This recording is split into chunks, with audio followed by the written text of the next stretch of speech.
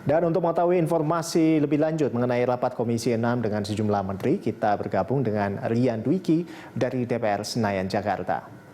Ya, Rian, apa saja yang dibahas antara Kemenperin dan juga BKPM dalam rapat kerja hari ini?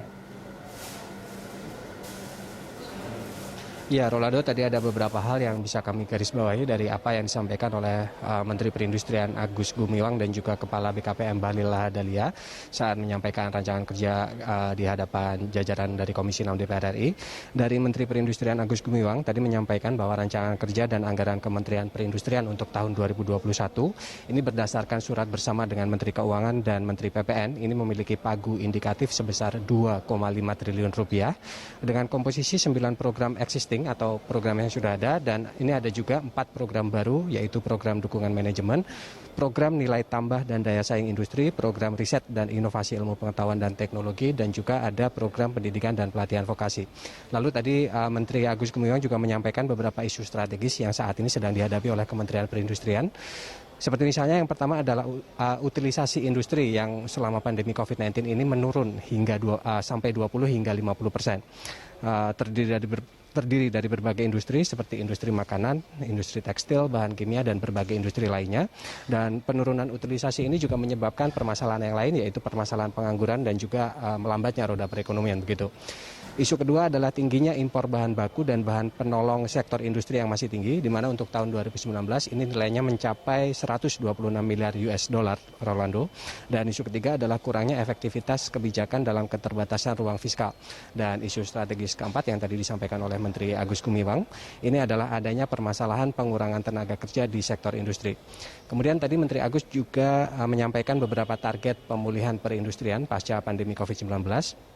Yang pertama tentang substitusi impor, ini Menteri Agus menargetkan ada penurunan impor bahan baku dan penolong industri sebanyak 35% nantinya pada tahun 2022. Kemudian yang kedua tentang masalah perlindungan industri dalam negeri, ini Kemenperin ingin meningkatkan share PDB dari perindustrian dan peningkatan utilisasi industri manufaktur. Dan terakhir tentang infrastruktur data, ini Kemenperin ingin menguatkan infrastruktur data dalam rangka perlindungan industri dalam negeri, Rolando.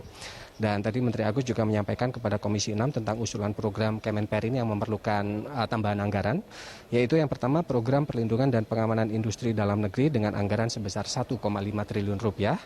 Yang kedua adalah program penumbuhan industri substitusi impor dengan anggaran sebesar 500 miliar rupiah.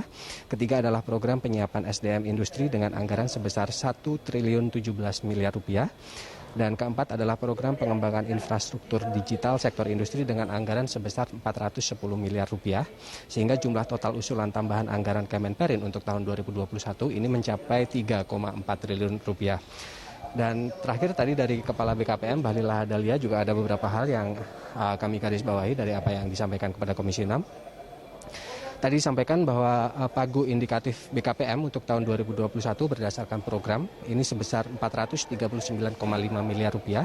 Dan tadi Bahlil Lahadalia juga menyampaikan kepada jajaran Komisi 6 bahwa BKPM ini untuk saat ini memiliki anggaran yang lebih sedikit jika dibandingkan dengan tahun 2019, namun memiliki target kerja yang lebih banyak jika dibandingkan dengan tahun lalu. Dan hingga saat ini, Rolando, ini rapat antara Komisi 6 dengan Kemenperin dan juga BKPM juga masih berjalan, sehingga kami juga masih terus akan mengikuti rapat tersebut. Rolando. Ya baik, terima kasih Rian atas laporan Anda dan selamat bertugas kembali.